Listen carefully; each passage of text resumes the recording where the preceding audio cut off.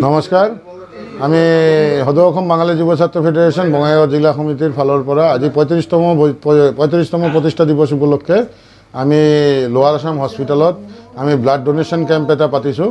ইয়াতে অলৰেডি আমাৰ 32 নম্বৰ মানে ব্লাড ডোনাৰ হৈছে, অলৰেডি চলি আছে। 32 জন অলৰেডি দিলে আৰু 2-3 জন মান আছে, সিহঁতে আহি আছে।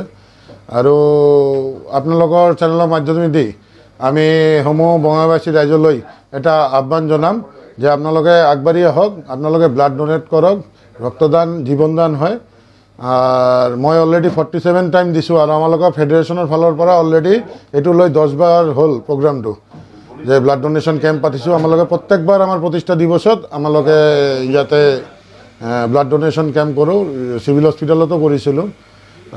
যিয়ে হোক, এটা মানুহ আপনি জিন্দগী বাঁচাবৰ কাৰণে যদি ব্লাডটো দিয়ে আপনাৰ একো নহয়। মই 47 টাইম দিলোঁ, মোৰ 43 ইয়াৰ্ছ এজ, কিন্তু চাওক কোনো প্ৰব্লেম নহয়। মই অলৰেডি ব্লাড দি পেলাই ইয়াতে আহি বহি আছোঁ, কোনো অসুবিধা নহয়। এটা মিথ থাকে যে ব্লাড দিলে বহুত ধৰণৰ প্ৰব্লেম হয়, কোনো ধৰণৰ প্ৰব্লেম নাই।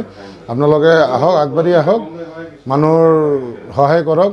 আজি ব্লাডৰ কাৰণে বহুত মানুহ এক্সিডেণ্ট হৈ পেলাই ব্লাড নাপায় বা হস্পিটেলত নাথাকে। তো আপোনালোকে আগবাঢ়ি আহক। এটা জাষ্ট মেছেজ দিলোঁ আপোনালোকৰ চেনেলৰ মাধ্যমেদি, মানুহে যাতে আগবাঢ়ি আহে আৰু ব্লাড ডোনেশ্যন কৰে। বিৰাট ভাল বস্তু এইটো। নমস্কাৰ।